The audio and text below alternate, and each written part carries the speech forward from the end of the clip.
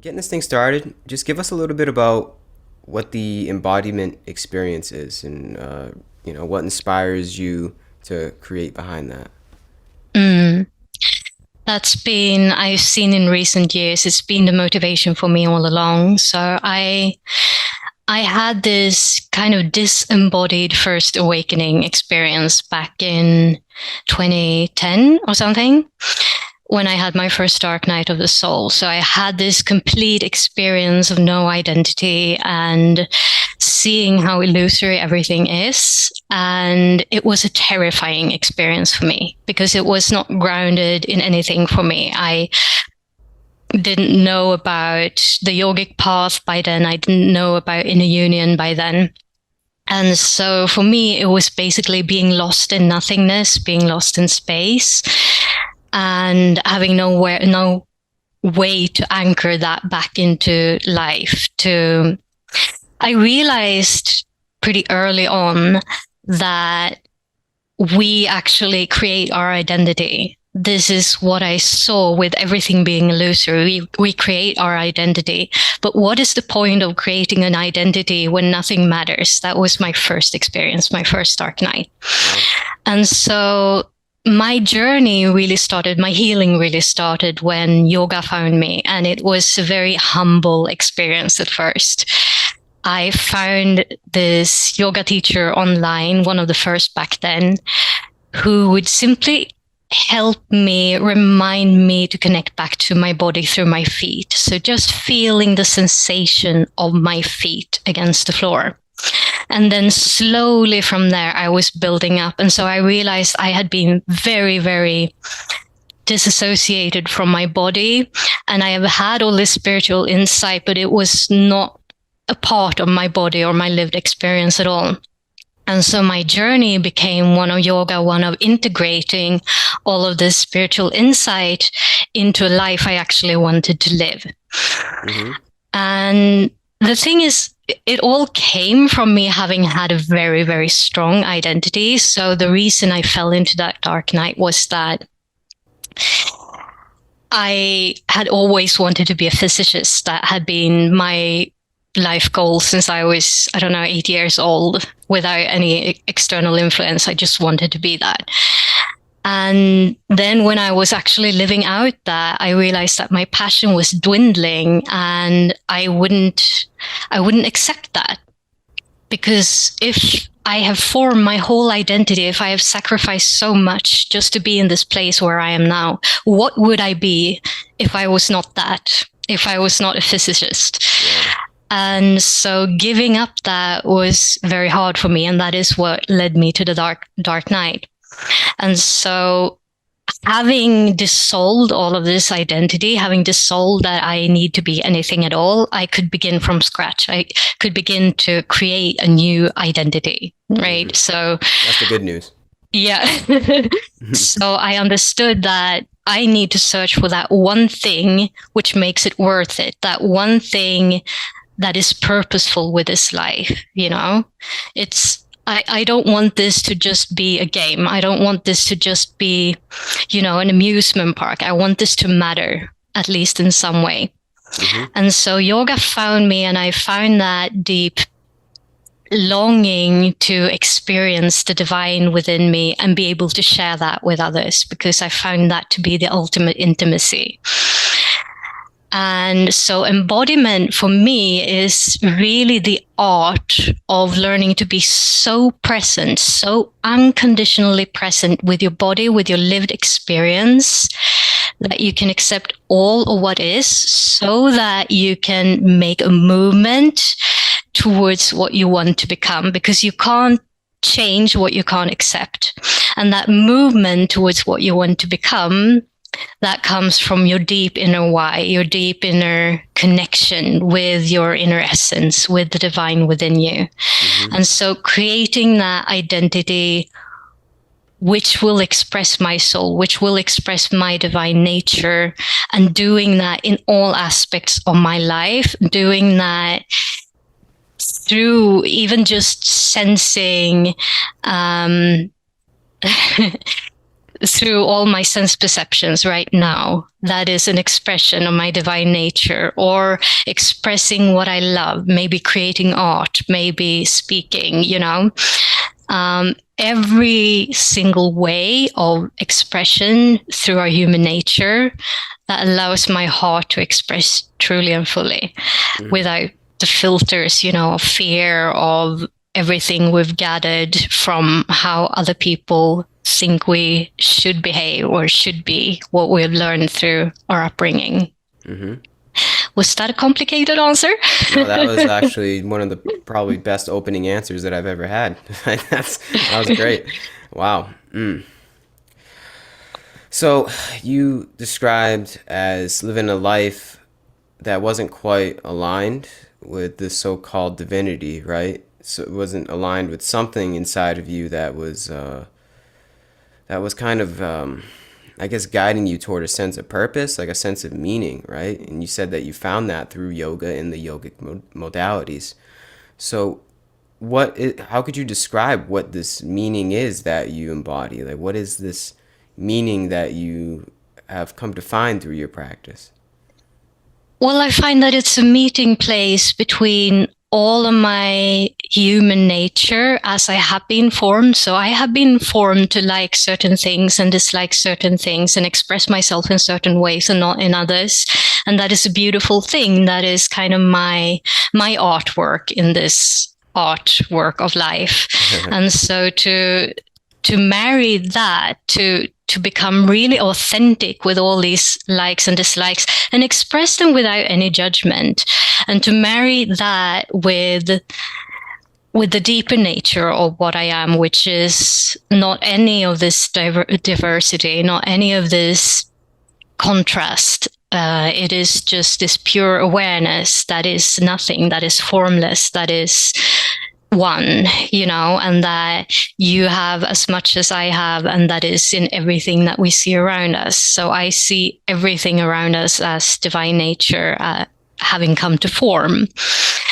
And when we can hold that perspective of everything being divine, of you being divine, then I can meet you in that way at the same time as I express myself in the authentic, very human, very earthy, very raw ways of, how I've been shaped and what is my bodily nature, if that makes sense. So my journey is kind of allowing both of those to have a balance, to have an equal space in my life, and to be honored equally.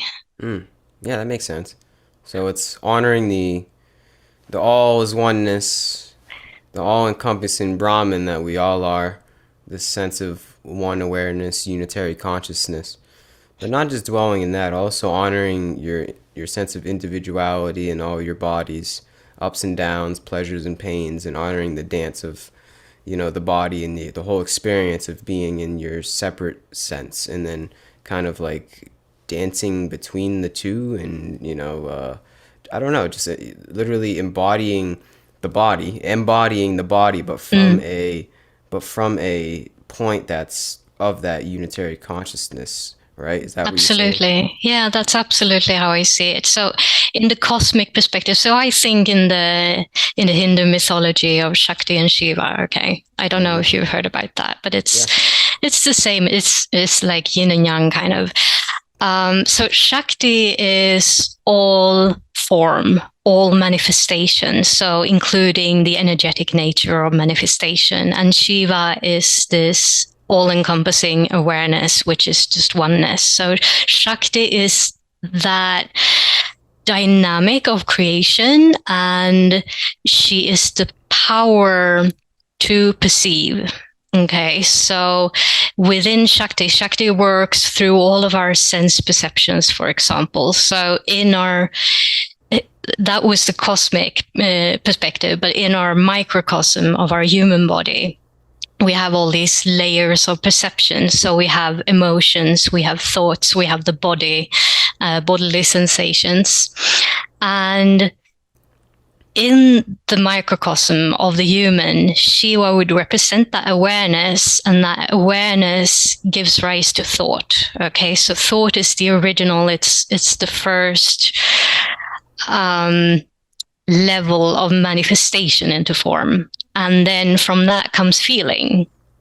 And feeling is kind of a feedback loop to form. So feeling and experience gives awareness something to work with, to explore itself in all these various ways, in all its infinite potentiality. And so Shakti within us serves up this, and I lost myself. Yeah, I understand. Yeah, so it's a back and forth symbiotic relationship. Exactly. It's a feedback loop. Yeah, exactly. Mm-hmm. And what I feel is that, or at least in my journey, it's been the case that I see many in humanity have kind of lost touch with the importance of feeling to inform our actions. So we may support some feelings, okay? We may all want to be happy, but we try to suppress other feelings. And when we suppress something, we hide information from ourselves. So the power of Shakti within us, the Kundalini within us, the life force energy within us, can begin to be active when we're not resisting anything in our own form. So we're not resisting any kind of emotion. We're not resisting any kind of thought. So that would mean that we're embracing what we call our inner darkness. We're embracing our anger. We're embracing all the things that weren't societally accepted when we grew up. And we learn to hold that compassionately. We learn to hold that with the same amount of love as we can hold the easier going feelings or the more accepted feelings. And when we do that, we expand ourselves to hold the polarities, right? And when we can hold all polarities between dark and light, then we're not having to be attached to any of them anymore. We can just give ourselves to the experience. We can give ourselves to life. We can devote our experience to just be lived through us. And so that is when we find that magic of experiencing everything fully, while not necessarily attaching to anything. And so we can still be connected to our center. We can still be connected to that place where we know that we are awareness, pure awareness. Mm-hmm. Yeah. And so you're saying when we shut ourselves off from certain emotions, that literally dampers the Kundalini energy? Yeah, absolutely. So the way I see Kundalini rising, when Kundalini rises through our spine, when we have an awakening, is that it shakes up everything, all the things where we have resisted life. Okay, so resisting life can be about trying to hide our thoughts, trying to hide our emotions, trying to hide our beauty, trying to hide our authenticity. All our limiting beliefs, or all our karmic patterns, all of that has to go because it dampens life. And Kundalini is life. It's life force, and it wants to be expressed fully. Yeah. And so to connect that with what I said in the beginning, I think what often happens, and this is what I see in my work as well, more often than not, we have an awakening in our third eye first. And so we have this awareness of all the vastness of the universe, basically, of the collective subconscious, as I call it, all these different dimensions and worlds. But it's not really rooted in reality because we haven't yet had the root chakra awakening. We haven't yet had the heart chakra awakening. So when we actually open all of our chakras, that is when we can live completely and fully rooted in our reality as it is, and yet, have the higher perspective. And so that is a very, very humbling journey to go from knowing things to actually grounding them into our lived experience. How it's more profound. We can first have a cognitive understanding of something, and then when we have the felt experience, it's that, aha, right, that's how it works. And it's so much more profound. Yeah, that's interesting. Interesting way to put it. I feel that though. I Mm, understand that. I feel like that's how it happened with me too. yeah, Got this kind of I like think wake it's up call, common. Yeah. and then yeah, I had to integrate that, come back home, come back into the humanness. Mm, exactly. Hmm. Yeah, it's very interesting. So how would you describe? Oh, you gonna say something? Well, there is absolutely a risk, and this is something that I actually learned before my Kundalini really started rising. So I was kind of prepared for it. There is a risk that we really get lost in this wonder of all the new worlds we discover, or all everything we can see when we go astral traveling and all of that. And for me, that was never the goal, because the ultimate experience, the ecstasy in marrying Shakti and Shiva is Hmm. when we go beyond that, when we let go so completely of the wonders of the world that we can rest in pure awareness and then bring that back into the body. So it's easy to kind of um, lose ourselves in excitement, like train stops along the way, and get off at an earlier train stop. And I'm not saying that's wrong. It's just that it wasn't my journey. Um, I think part of us always knows what is most helpful to us and where we want to go. And if we want to experience soul union, then we've got to get on the train again and continue to move forward. Yeah. Yeah. Mm-hmm.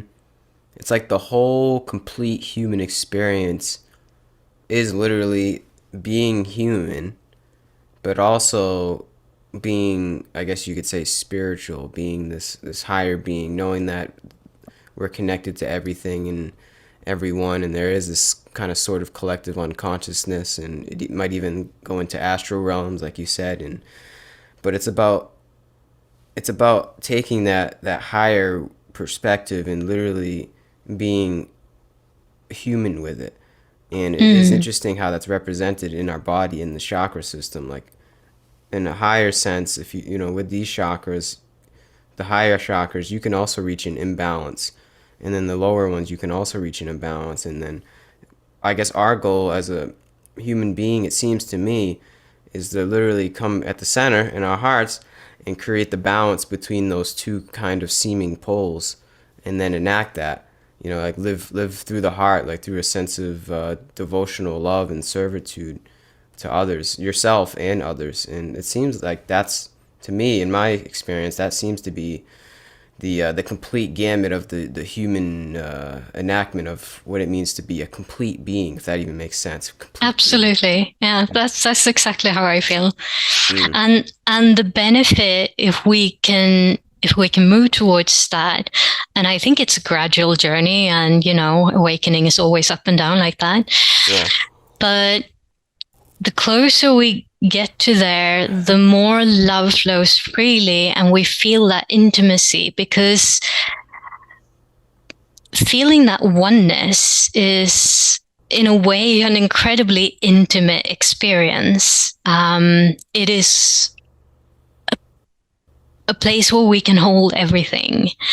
And if we can do that with another human being, we're holding everything in between us. And so all of for example, if we use the koshas, the sheaths of our being in the yogic systems, we have the physical being, we have our emotional and cognitive, the mind level, and we have the energy, and all of those become transparent, and we're sharing it, because in that space of oneness, there is no need for boundaries anymore. And so there is again this dance. If we get to this point with another person,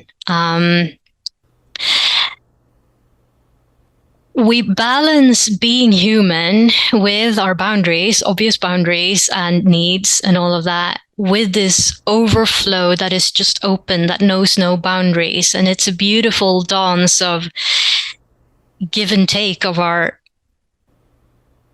two different natures that are also at the same time the same.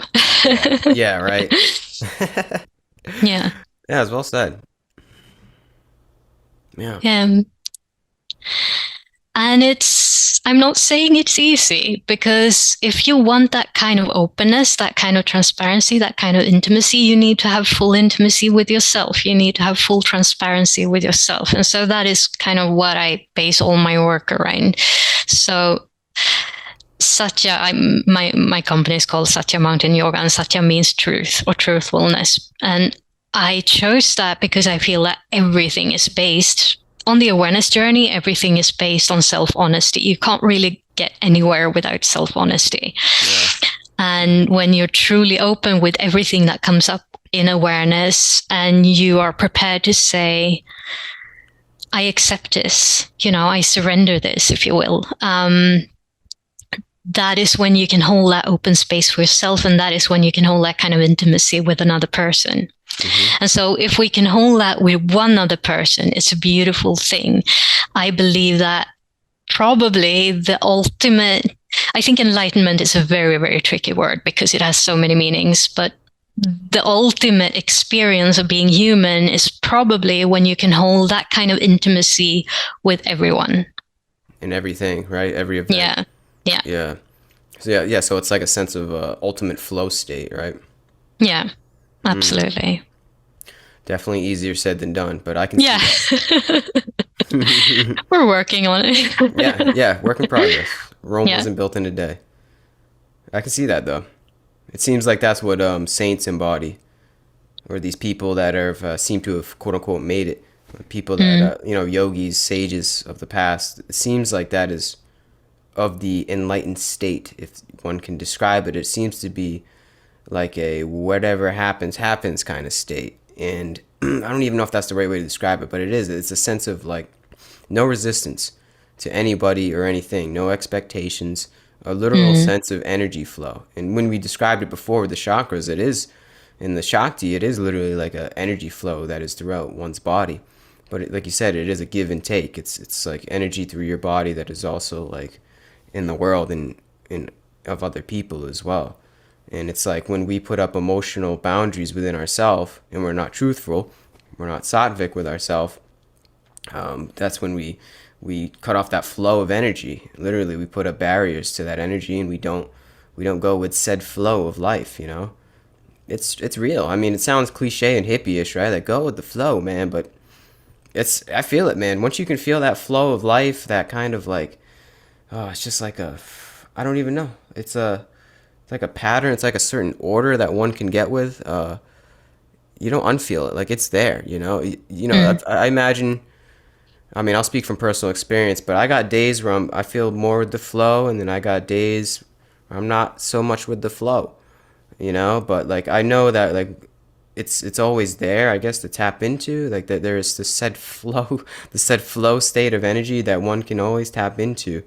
And I know that like, how do I put this? It's like I don't know. Like once you feel it, you can't unfeel it. I know. And I'm curious. What does knowing about that state and having it relatively established in you, what does that give you? A sense of peace. Yeah.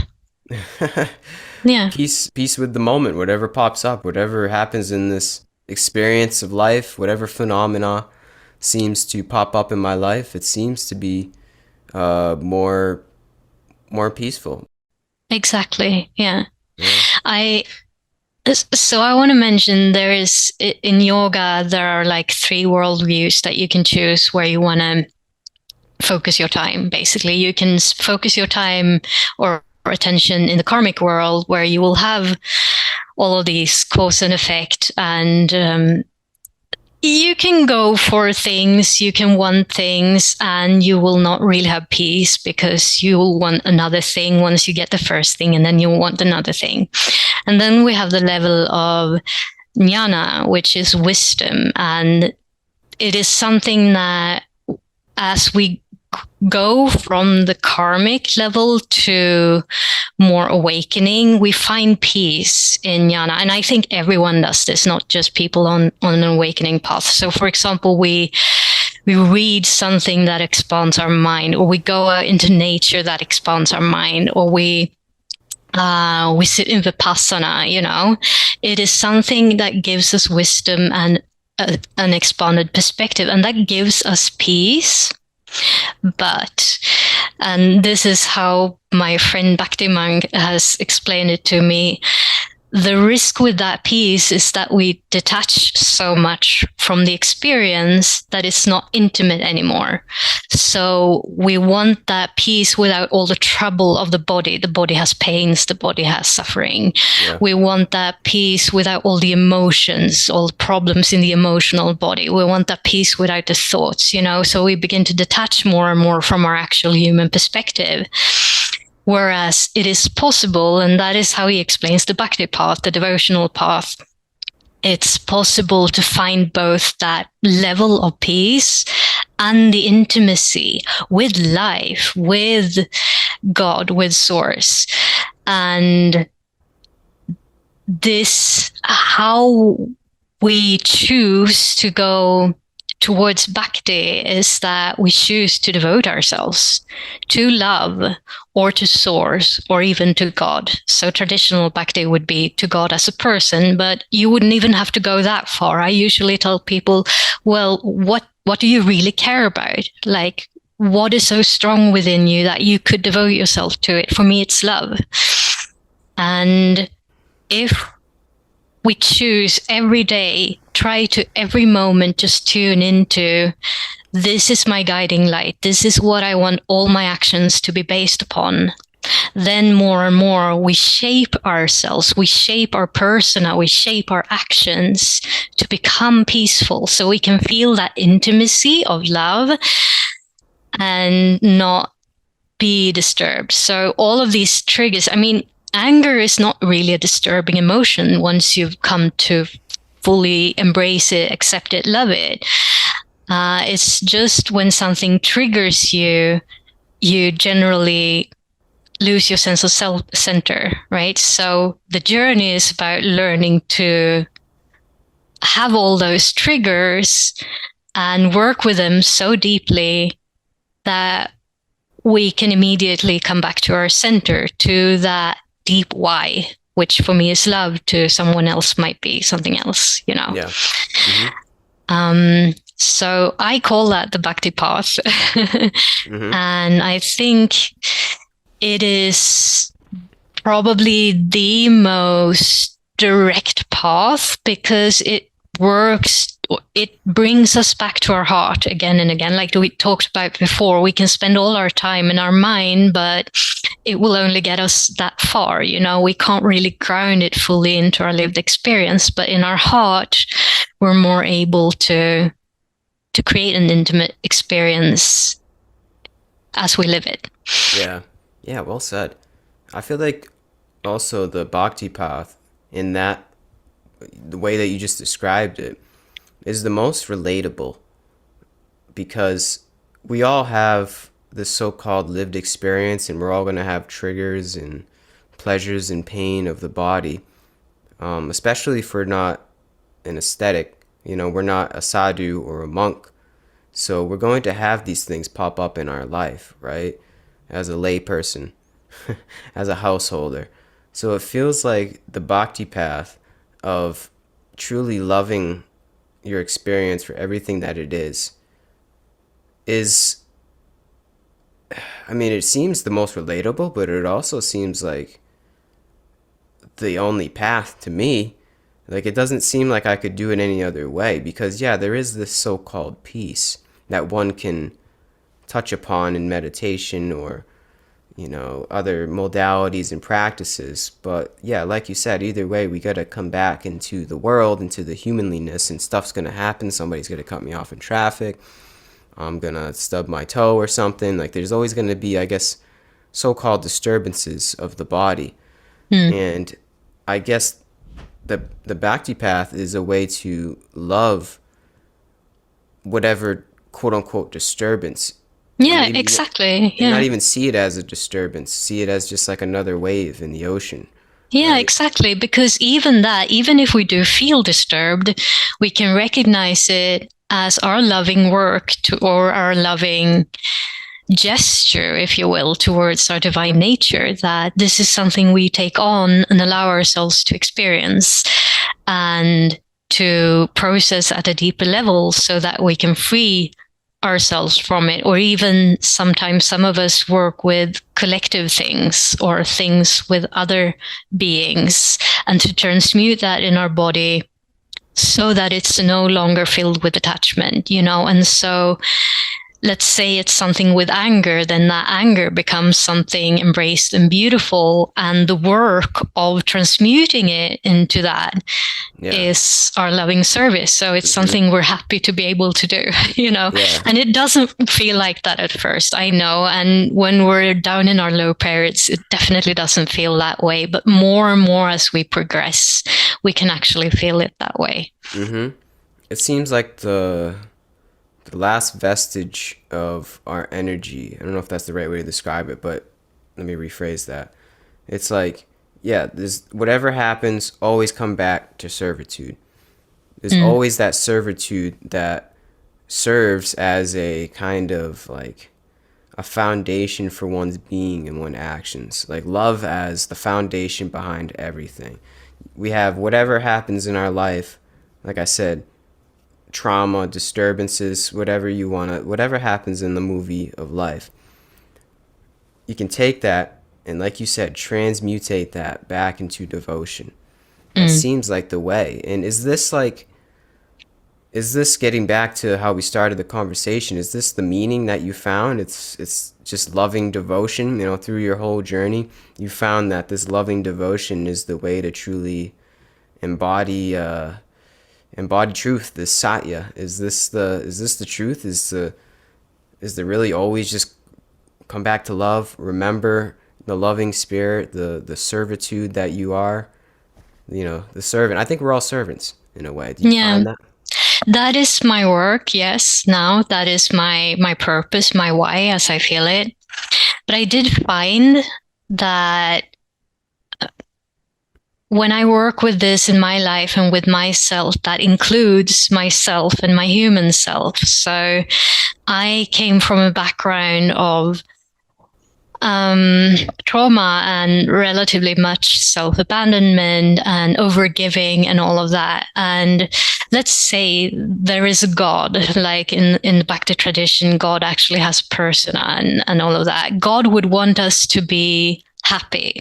God would want to take care of us, and God would want us to take care of us. So my first work, my first responsibility is to take care of myself, my human needs, so much that I feel that I can be a vessel for this love, that I feel that I can hold it and overflow it. So sharing my love,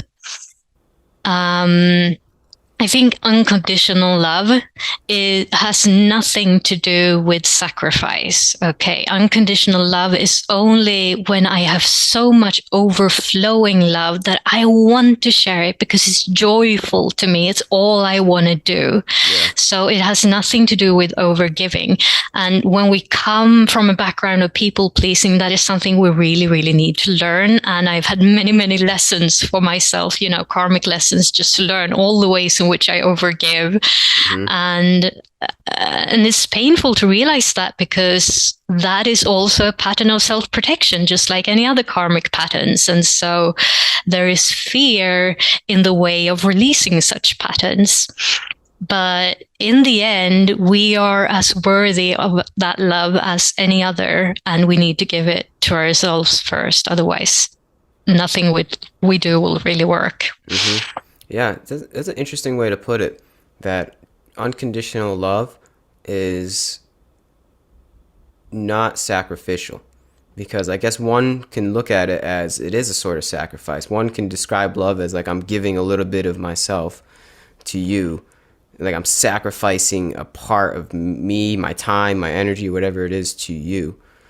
But that's not, that's conditional right there. Exactly. If you feel that you're sacrificing your time, it's already not. And I'm not saying it's bad, it's just a very normal pattern.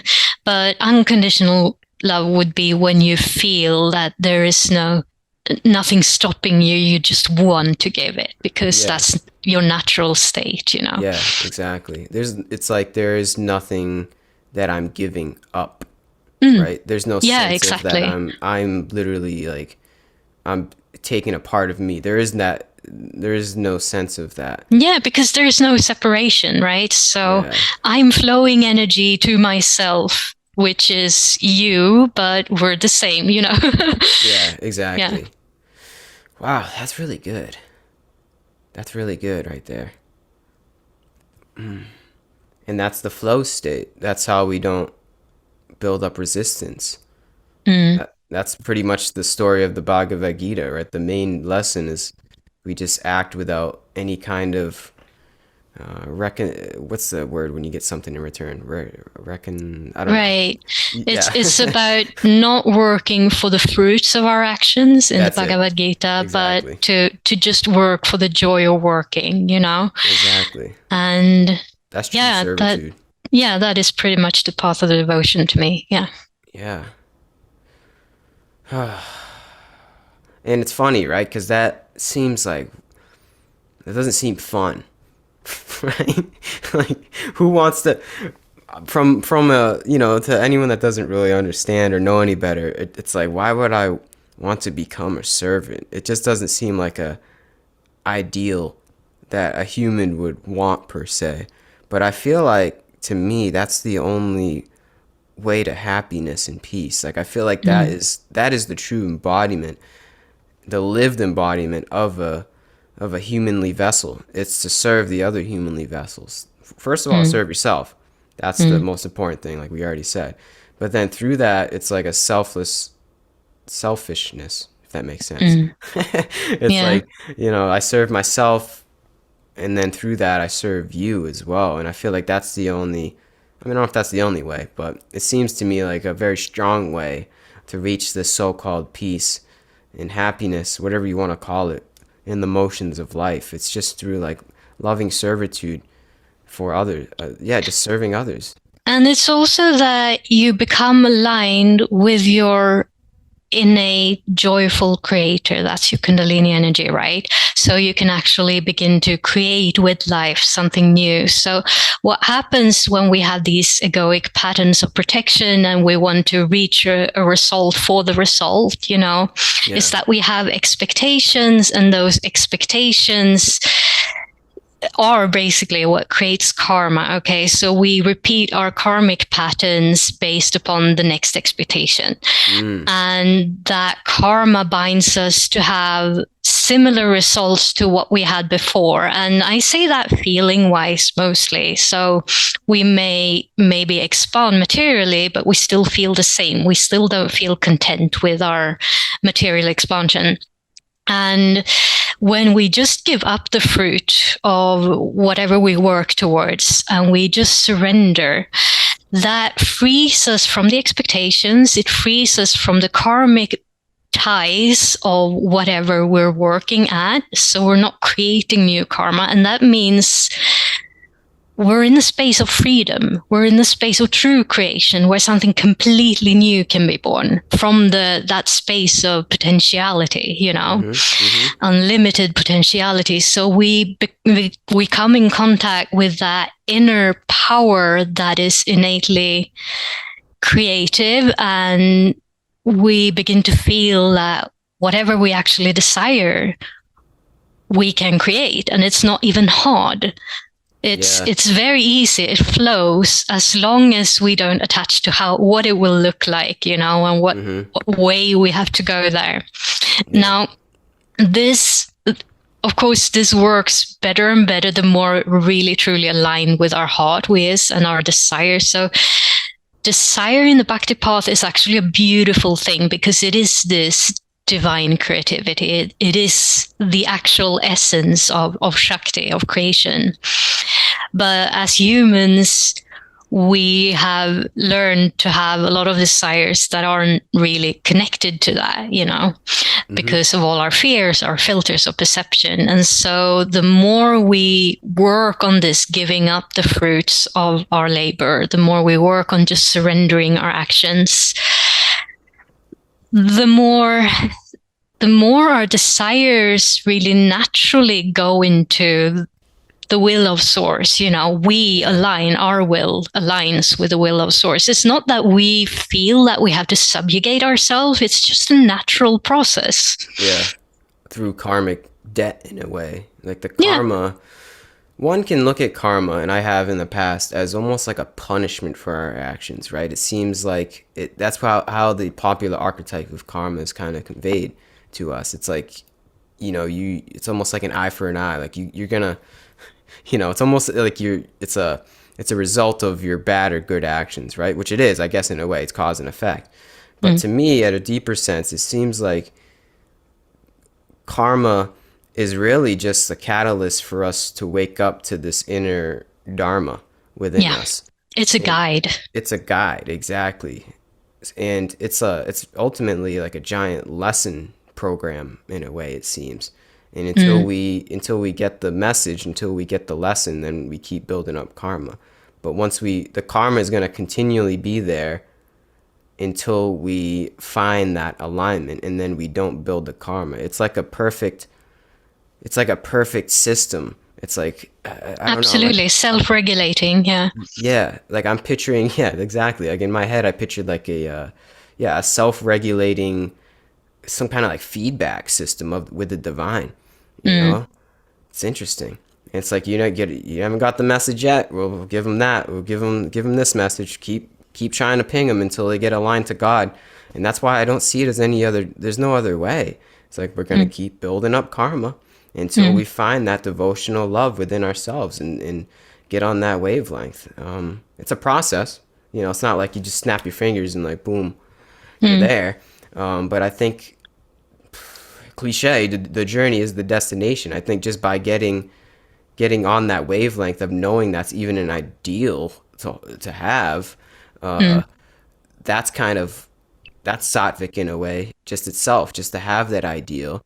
And sattvic, I mean, not building karma, right? Just that ideal, to know it's there, it seems to be more of a flow state. It seems to be more aligned with God. Like just the idea of aligning yourself with God and having that as a sort of like, like, I don't know, just like a conscious intention behind that. That seems to be liberating in itself, Absolutely. Yeah. Hope that made sense. This is good. I like this conversation. This is shedding a lot of light for me. Absolutely. I feel that since my Kundalini awakening really started, it was like my karma went from seeming very slow over time. You could get something back that happened years ago. But the more you awaken, the more instant it becomes. And so it's almost like as soon as I make an action now that is not aligned with my heart, I will know it. And so that motivates me so that very well. that feedback mechanism that we're talking about is more almost instantaneous now, you're saying. That now that you're more aligned and more into your body, you can almost like feel that karma quicker, right? Is that what you're saying? Yeah, it's not just feeling. It often happens through external mirroring. So everything external, this is my take anyway, everything external mirrors something internal within us. And so we can pick up clues to our state in everything that happens around us, everything. Yeah. And I would have a lot of external clues that would tell me, okay, this was not the way, but we're learning from it. Let's apologize and move on. Yeah. So on that note, I mean, we can kind of change gears a little bit here. The external world right now could serve as a very strong message for humanity, right? There's a lot of chaos, darkness, just confusion, I guess. What message do you think that's sending people in yourself? What is that message really showing your being?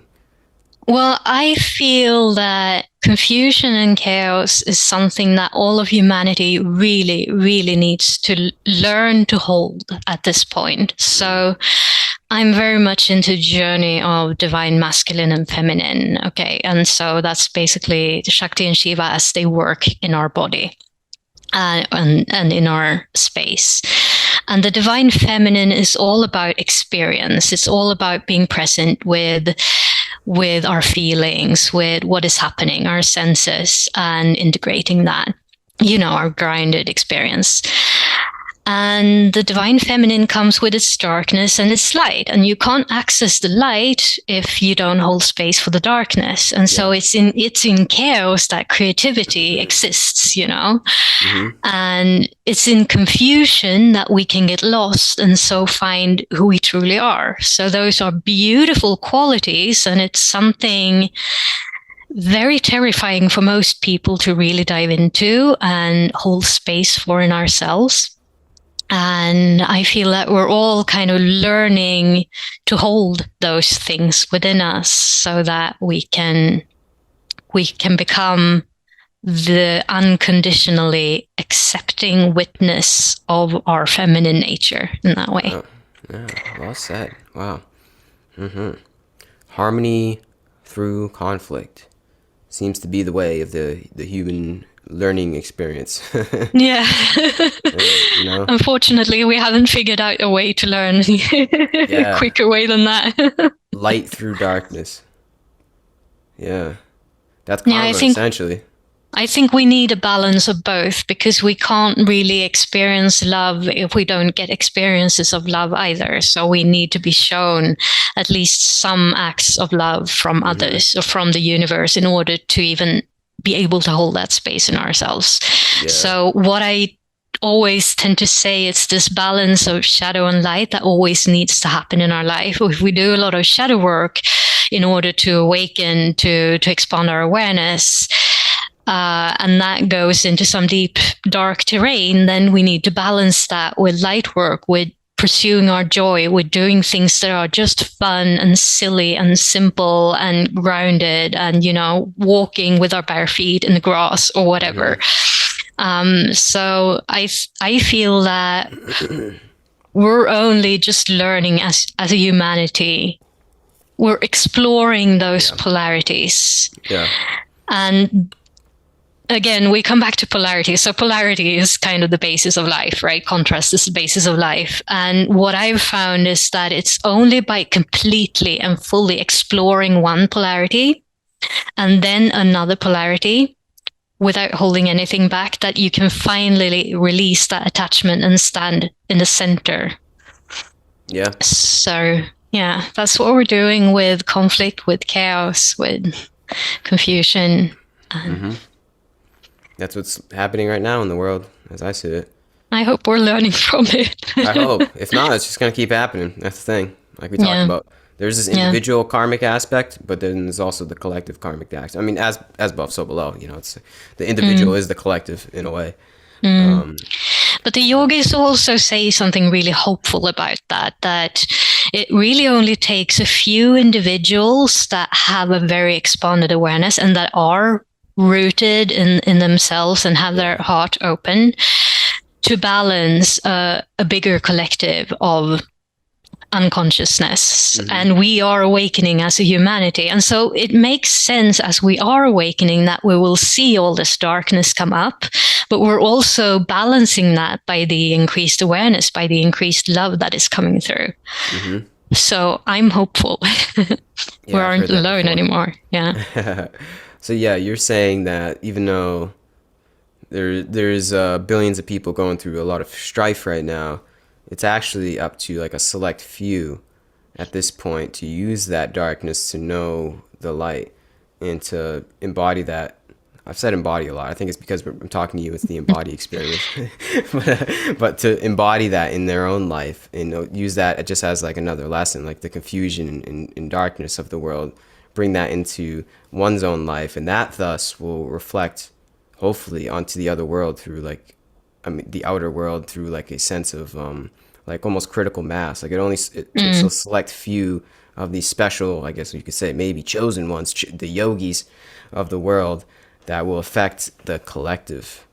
Well, I wouldn't want to use the word select few, because someone might hear that and feel, okay, that relieves me from the responsibility. I feel that everyone who is at that point of awareness where they can step into more of their heart, where they can step into more of their alignment, their authenticity, has the responsibility to do that, and to lead by example. Everyone that is on this awakening journey, to lead by their own example, because that is how more people who may still be unconscious, we might not be able to do anything about that right now, but we can sow seeds, and every seed is important. So Yeah. We're getting back to it. It's like sow the seeds without having the idea that you are the seed sower, right? yeah. So it's like you sow the seeds, but even without thinking about that's what you're doing. It just becomes like it becomes almost an obligation, but it's not obligatory to oneself, if that makes sense. Like it is like it's just the natural flowing obligation. It's like once you get on this wavelength and you can attest, maybe others can attest, it just becomes, I feel like that servitude that we're talking about, it almost just becomes like that. There's no other way. Like I said, like that's just the natural way. There's no other way to act. I see it. Once you can find that flow within one's life, I feel as though like that's just the way of things. That's just the natural almost evolution of one's acting out in the world, is just servitude. But it's not out of being the character that serves. It's just becoming the serving, if that makes sense. It's like there is a change in behavior, I find, but it's not egotistical. It's not, it's a change in behavior, but that I'm not trying to, that's the thing, is I'm not trying to serve anybody. I'm not, there is no trying. It just is. It seems like just an acting out. It seems like that's the way. And I sense that in others as well. A lot of others, like they just find that once you connect and you align yourself with God, that's just what happens. Like you just become a loving servant. And that's what a human being I almost see is, like a natural, our state, our, like, the actual energy of acting as a human being here with my mind and my hands is just like what I do with this stuff is just naturally help others. It seems to be in whatever circumstance, whatever way that we go about it. We all have our own way to go about it, but it just seems like it just becomes more inclined toward just servitude. Yeah, And absolutely. yeah, Again, if everyone is me and I want everyone to be happy, I that's want it. me to be Yeah, happy, yeah, then I do what I can, my gifts to help that happen. I know I yeah. can't do everything. I know I can't change world crises, but I can do what I can do. Mm-hmm. And that's my blessing, to be able to share my love in those ways. Mm-hmm. Amen to that. Mm. Yeah. Yeah, it's a win-win for everybody. It's a win for you because like you said, it's a blessing to be able to do that, to be able to serve. It's actually a I guess a privilege in a way. I don't know if privilege is even the right word, but it's like it's an honor. It's an It honor is an to honor. serve. Yeah. And then also whoever is being served, it's a win for them as well. So it's a Mm. back and forth. Yeah, it's a selfishly selfless way of life, and Yeah. that's how I see the flow. Yeah. That's the flow of life. That's the way. Love is the way. Mm. That's how I see it. Yeah, it really is. Yeah. Hmm. That's how I feel too. Well, I mean, hey, on that note, I don't have anything else really to get into. Got any last words for the audience? Anything you wanna say? Well, I would always encourage everyone to take that moment every day as often as possible to just be present in the body and to accept all of that as it is, all of the lived experience as it is. Because at the end of the day, what we're learning to do here is to love our life, to live our life fully. Yeah. And we can learn to accept even when the circumstances aren't perfect. If we can learn to accept it, then it will be very easy when circumstances are better. Mm-hmm. And it's got to start with us. It's got to start with that acceptance. So just being present, allowing all the things that come in life to come and to be open to it. Try to hold an open heart and allow ourselves to feel it fully, you know, all the feelings, allow ourselves to feel all the senses fully, because that's life. That's when life is rich, when we feel alive. Mm-hmm. So well said. I hope that for everyone. Yeah. Me too. Me too. Well, yeah, appreciate your wisdom, time, energy, effort that you brought to this this conversation, this moment. Keep doing your thing. I wish you all the best. Thank you for anybody that has listened this long in the future. I'll link everything of yours down in the description for anyone to check out. Highly recommend. But yeah, thanks. This was cool. Thank you so much. It's been a pleasure. Awesome. Well, peace out, everybody. Peace.